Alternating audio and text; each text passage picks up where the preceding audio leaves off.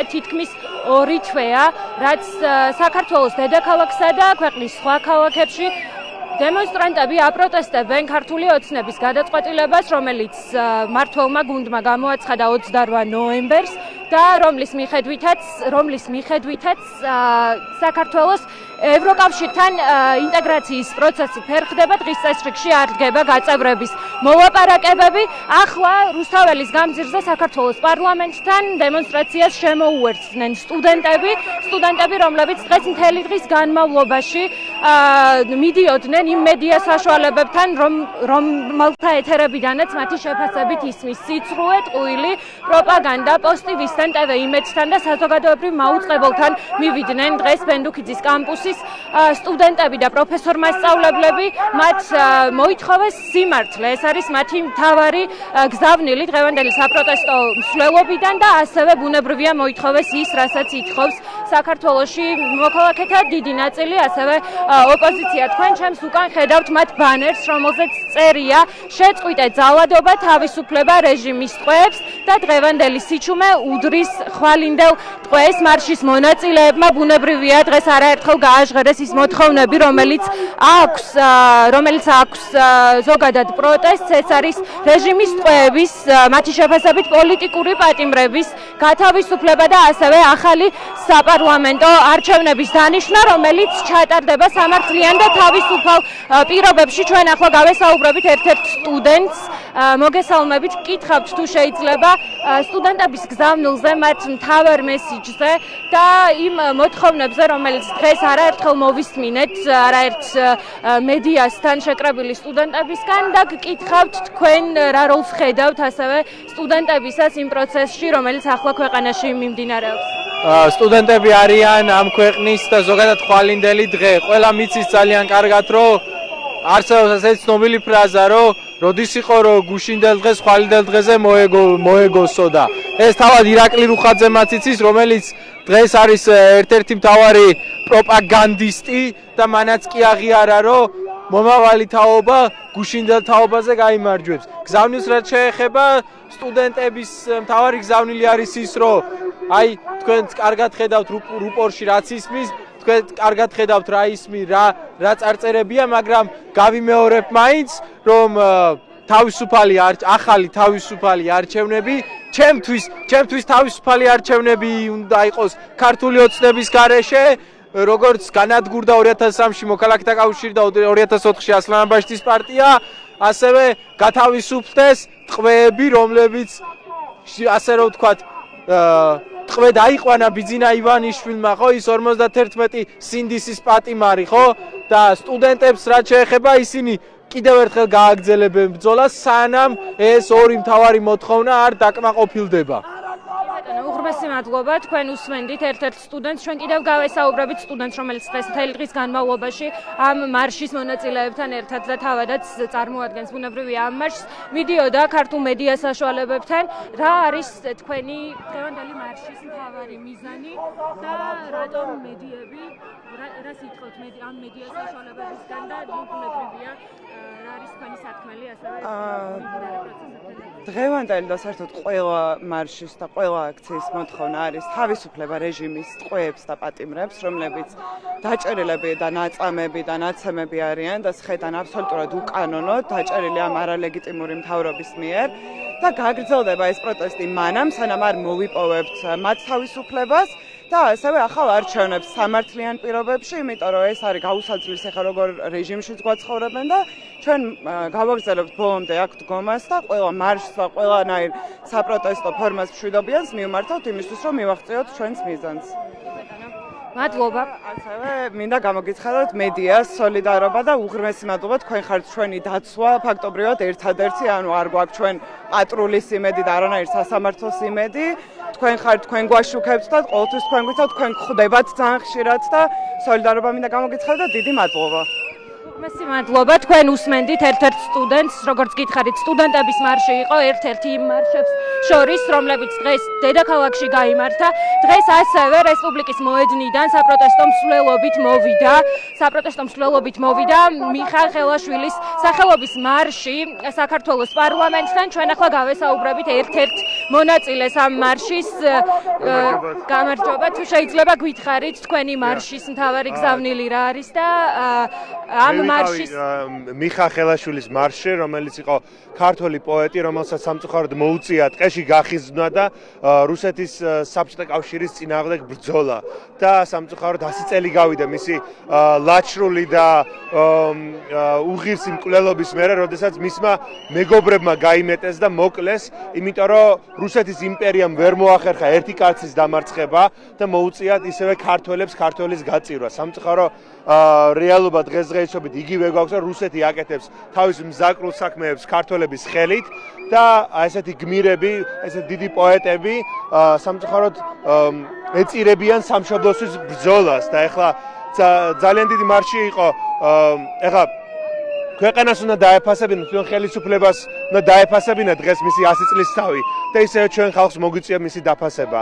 და აი მაშინ ისეთი ბრძოლა იყო 21 წელს, როდესაც შემოვიდა რუსეთის იმპერია და საბჭოთა კავშირი უბრალოდ რუსეთის იმპერიის მერე, ახალი ფორმა რუსული იმპერიალიზმის მაშინ იყო წარმოუდგენელი ბრძოლა, წაგებული ომი იყო, მაგრამ მაინც ბევრი ქართველი, როგორც ჩემი წინაპარი, ჩემი დიდი ბაბუა ხუხუხოფერია, 34 წლის აჯანყება, რომელიც ისევე ქართველებმა გაამხილეს, გადაასახლეს ციმბირში და აი ბევრი ჩვენი წინაპარი შეეწირა ამ ბრძოლას, მაგრამ დღესდღეობით გვაქვს საშუალება, რომ ბოლომდე დავაღწიოთ რუსეთის მარწუხებს და აი მაგისთვის ვიბრძვით დღესდღეობით გაუჩერებლად და ერთ სიტყვი აი ფშავი იყო ჩვენი ხელაშვილი და ფშავხერსულრულ და მთიულურ მეზდედით მთიული ვარ წარმოშობით ესეთ მითოლოგიას მინდა მოემხილო გავიხსენო თეთრი გიორგის შესახებ. თეთრი გიორგი წმინდა გიორგის ქართული სახე არის, რომელიც მზაკორმა ქაჯებმა გაწირეს, აკუწეს და მოაფინეს მისი სხეული იგივენაირად ხელაშვილის რო დაიჭირეს და რომ მოკლეს, ისიც ნაკუწ დაშარეს და მიმოფანტეს და მისმა მოუწია რომ ჩუმჩუმად წამოიღო მისი ნაწილები და დაემარხა. მაგრამ ამ ჩვენ ქართულ ცნობიერებაში არის რომ ეს თეთრი გიორგი რო ქაჯები აკუწავენ, ყველა მისი ნაკუწი 373 თუ 375 ნაკუწი თითოეული ხდება ცალკე გმირი და ცალკე წმინდა გიორგი და საქართველოს ცნობილია რომ ყოველი დღისთვის წმინდა გიორგის ტაძარი არის განსაკუთრებით მთაში, იმიტომ რომ წმინდა გიორგი არის ქრისტიანული მეომრობის სიმბოლო და ესე ქრისტიანული მეომრები ვაგრძელებთ და ვებრძვით ამ იმპერიულ ძალას.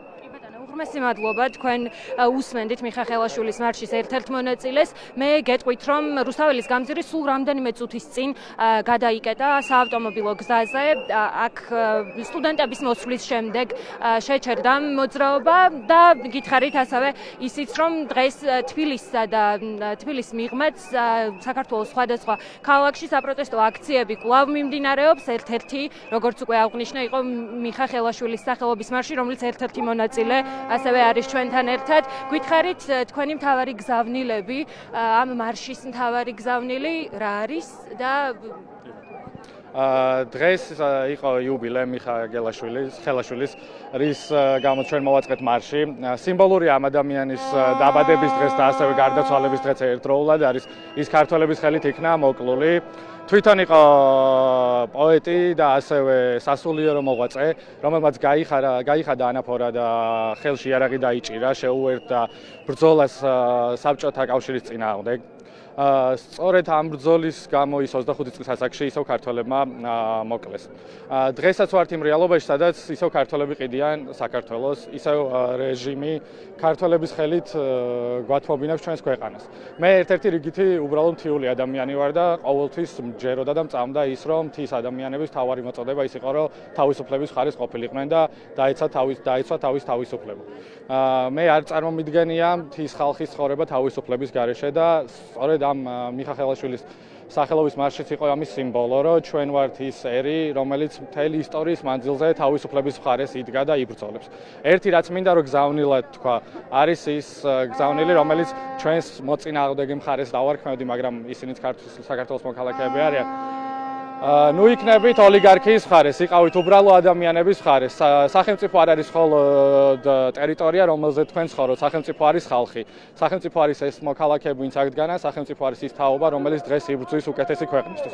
მე მჯერა, რომ საქართველოს შეუძლია იყოს დამოუკიდებელი ევროპული ბრწყინვალე საქართველო, რომელსაც შეუძლია, რომ ევროპასაც ასწავლოს კიდევ უფრო მაგარი ღირებულებები. ჩვენ აუცილებლად გავხდებით ევროპის წევრები და უბრალოდ იყავით ჩვენთან ერთად. წინააღმდეგ შემთხვევაში უბრალოდ მიწას ფასი დაეკარგება, თუ აქ ეს ხალხი არ იქნება. მადლობა. უღრმესი მადლობა. ჩვენ გადავინაცვლებთ ახლა შემდეგ რესპონდენტთან. არა მარტო სტუდენტები არიან დღეს აქ საპროტესტო მსვლელობით მოსული, არამედ აქ იმყოფებიან თბილისის სახელმწიფო თავისუფალი უნივერსიტეტისა და აგრარული უნივერსიტეტის პროფესორ-მასწავლებლებიც, მათ შორის გიორგი წოწყოლაური. ბატონო გიორგი, თუ შეიძლება გკითხავთ, როგორ ხედავთ ზოგადად სტუდენტებისა და პროფესორ-მასწავლებლების როლს ამ პროცესში და რა არის დღევანდელი მარშის მთავარი გზავნილი, მთავარი სათქმელი, რაც გინდოდათ, რომ დღეს მედია საშუალებებისთვის, რომელთანაც მიხვედით გაგეგონებინათ? სტუდენტების და პროფესორ-მასწავლებლების როლი დღეს როლიც და საქმიანობაც რეალურად არის იმ ღირებულებების შენარჩუნება, რაზეც არის ნებისმიერი საგანმანათლებლო სისტემა დაფუძნებული. ის, რასაც ვასწავლით უნივერსიტეტში, ის, რასაც სწავლობენ, არა მხოლოდ უნივერსიტეტში, რასაც ოჯახებში სწავლობენ, ის ღირებულებები დაიცვან და ეს არის პირველ რიგში თავისუფლება ბუნებრივია. თავისუფლება და რომელიც მოიცავს ყველაფერს, ამის თქმა მინდა, მოიცავს არაწამებას, არა ტერორს და ყოველგვარი უკანონობის არა მხოლოდ დაგმობას, არამედ ამის პრაქტიკაში განხორციელებას. ანუ იმის თქმა მინდა, რომ უნივერსიტეტში არ უნდა დარჩეს ცოდნა თეორიულ დონეზე, ეს უნდა განხორციელდეს პრაქტიკულად. ამიტომ ჩვენი როლი ახლა არის ბრძოლა უკანონობის წინააღმდეგ, ბრძოლა წამების წინააღმდეგ, რაც დღემდე მიმდინარეობს, არა ბოლო 2 თვე, არამედ გაცილებით უფრო დიდი ხნის წინ დაიწყო ეს და მიდის ეს ყველაფერი რეგრესისკენ და არა მიმართული არის რეგრესისკენ და არა პროგრესისკენ. მადლობა, უღრმესი მადლობა. მე გეტყვით იმასაც, რომ ამ ბოლო 2 თვის განმავლობაში თბილისში და საქართველოს სხვადასხვა ქალაქებში არაერთი საპროტესტო მარში გაიმართა და საპროტესტო გზავნილებით ქუჩაში გამოვიდნენ არაერთი სფეროს წარმომადგენლები. ამ მხრივ განსაკუთრებით აქტიურები არიან სახელოვნებო სფეროს წარმომადგენლები, მსახიობები და ერთ-ერთ მსახიობს ვხედავ მე აქ ნატალია ყიფშიძეს. ნატალია, თუ შეიძლება გაგესაუბრებით, გკითხავთ, უკვე თითქმის 2 თვეა, რაც საქართველოში მიმდინარეობს მასშტაბური საპროტესტო გამოსვლები და ადამიანები, რომელთაც ჩვენ ვესაუბრებით, აღნიშნავენ, რომ ის რისთვისაც იბრძვიან, არის იმდენად ძვირფასი, რომ უბრალოდ დაუშვებელია ამ ბრძოლაში გაჩერება და მე აღვნიშნე, რომ მსახიობების როლი ამ საქმეში საკმაოდ დიდია, ძალიან აქტიურად არიან ისინი ჩართული პროტესტში, გაიმართა არაერთი მარში და ასევე ვიცით, რომ ერთ-ერთი პატიმარი დაპატიმრებული არის ანდრო ჭიჭინაძეც, თქვენი კოლეგა. როგორ ხედავთ თქვენს როლს ამ საპროტესტო მოძრაობაში და რა არის თქვენი გზავნილი, რაც პროტესტის დაახლოებით 2 თვის თავზე შეგიძლიათ გააჟღეროთ? გამარჯობა. პირველ რიგში ვიტყვი იმას, რომ ყველა ადამიანი, რომელიც პროტესტში არის ჩართული, ყველას გვაქვს ჩვენი პროფესია, ყველას გვაქვს ჩვენი საქმე, მაგრამ დღეს პირველ რიგში ვართ მოქალაქე, ყოველი ჩვენგანი, რომელიც იცავს ქვეყნის თავისუფალ მომავალს და მათ შორის არის ჩემი მეგობარი ანდრო ჭიჭინაძე, რომელიც ერთგვარი სახეა ჩემთვის ყველა პატიმრის, რომელიც უკანონოდ არის დაკავებული. ჩემთვის ეს პროტესტი უფრო დიდხნიანი არის, რადგან თუნდაც გაზაფხულის აქციებზე იმდენი ადამიანზე იძალადეს, იმდენი ადამიანი დაიჭრეს, რომლებიც დღემდე ციხეში არიან, ჩემი აზრით ეს პროტესტი არ უნდა შეწყდეს, რადგან თუ შევწყვიტავთ ბრძოლას, უფრო და უფრო შეტოპავს ეს არალეგიტიმური მთავრობა იმაში, რომ ჩვენ მოგვექცეს როგორც ამ მომენტში გვექცევიან არაფერს, არაფრად აღვიქვავენ, ჩვენ ძალას აღვიქვავენ თითქოს უმცირესობაა და რეალურად დემოკრატიულ სახელმწიფოში მახსოვს ერთ-ერთი ინტერვიუში ერთმა ქალბატონმა აღნიშნა, რომ თუ ერთი ადამიანის პრობლემა არის, მაშინ მასაც უნდა მოусმინონ და ამ მასშტაბებს აშკარად ხმა უნდა მიაწვდინონ უცხოეთშიც, რადგან უცხოეთი გვეხმარება ამ მომენტში, რაც ძალიან სამწუხაროა. ქართველი ქართველის გვერდით უნდა იყოს. უღრმესი მადლობა. მე ვხედავ კიდევ ერთ მსახიობს, ქალბატონი ია ფარულავა იმყოფება საპროტესტო აქციაზე. ქალბატონო ია, გკითხავთ, ამ პერიოდის განმავლობაში, ამ 2 თვის განმავლობაში მსახიობების როლი იყო განსაკუთრებით დიდი ამ საპროტესტო მოძრაობაში და ანდრო ჭიჭინაძის პატიმრობაც საკმაოდ ძალიან მტკინვეული საკითხია. მთელი ამ სფეროსთვის, კულტურის სფეროს წარმომადგენლებისთვის თქვენ როგორ აფასებთ შექმნილ ვითარებას და როგორ ხედავთ თქვენი კოლეგების როლს დღევანდელ ვითარებაში? ნუ რა თქმა უნდა, როდესაც სახელმწიფოს უჭირს და ქვეყანას და სამშობლოს როცა უჭირს, ხელოვანი ადამიანები დგებიან ერთად, დგანან ერთად, განსაკუთრებით იმ პირობებში, როდესაც უმეტესობა დაჭერილი ადამიანების არიან ხელოვნების სფეროს წარმომადგენელი. ამით ამ ეგრეთ წოდებულმა მთავრობამ აჩვენა თავისი უდიდესი სისუსტე, ანუ არაფერში დაიჭირეს უდანაშაულო ადამიანები, მაგრამ ამ ადამიანებს ნამდვილად არ ეშინიათ ციხეში ყოფნა და ჩვენ მათ სოლიდარობას უცხადებთ. ჩვენ დარწმუნებული ვარ, რომ მე პირადად დარწმუნებული ყველა, რომ ეს ძალიან მალე დამთავრდება და ისინი განთავისუფლებიან, ჩვენი ქვეყანა და საერთოდ ევროპა იღვიძებს, ხედავთ, გადავხედოთ სხვა ქვეყნებში რა ხდება უკვე და ვიღვიძებთ და ძალიან ახლოს დგას ის დღე, როდესაც აქ დაინიშნება ახალი არჩევნები. ჩვენ იცით, აი ამ ქოცების ნარატივი, რომ ახალი ძალა არ არის, მიშა არ გვინდა, ახალი ეს ქოცების ნარატივი უკვე მოჭამად, რომ ჩვენ ახალი ძალა კი არის, ჩვენ გვინდა კოალიციური მთავრობა, ჯანსაღი კოალიციური ევროპული მთავრობა და აი ამ მთავრობაში, აი ამ პარლამენტში დაჭამონ ერთმანეთი პარტიებმა, ჩვენთვის, ხალხისთვის და ქვეყნისთვის ბევრად უკეთესი იქნება ასეთი ჯანსაღი მთავრობა რო გვეყოლება. არა ავტოკრატიას დავიღალეთ ბელადომანიით, არ მუშაობს, არც მიშას დროს მუშაობდა, არც ჩევარნაძეს დროს მუშაობდა და ბიძინამხო საერთოდ საბოლოო წერტილი დაუსვა. ასე რომ ჩვენ ყველამ გამოვიღვიძეთ, ხალხი არ არის სულელი, ხალხი ნამდვილად ბრძენია, ჩვენ უკვე ვერავინ ვეღარ მოგვატყუებს. დროზე დაინიშნოს არჩევნები და ჩვენ ძალიან დიდი იმედი გვაქვს ამერიკის და ევროპის ამ პროცესებში. უღრმესი მადლობა, თქვენ უსმენდით ია ფარულავას. მე გეტყვით იმასაც, რომ იმ საპროტესტო აქციებს და მსვლელობებს, რომლებიც ბოლო პერიოდში საქართველოში და განსაკუთრებით აქტიურად თბილისში მიმდინარეობდა, ბოლო დღეების განმავლობაში, ბოლო დაახლოებით 2 კვირის განმავლობაში შეუერთდა ჟურნალისტთა პროტესტიც. ეს პროტესტი კი ეხება მზია ამაღლობელის პატიმრობას, როგორც იცით, ჩვენი კოლეგა ნეტგაზეთისა და ბათუმელების დამფუძნებელი მზია ამაღლობელი 11 იანვარს ორჯერ დააკავეს პირველად იგი საპროტესტო სტიკერის გაკვრისთვის დააკავეს ბათუმში მიმდინარე საპროტესტო აქციაზე.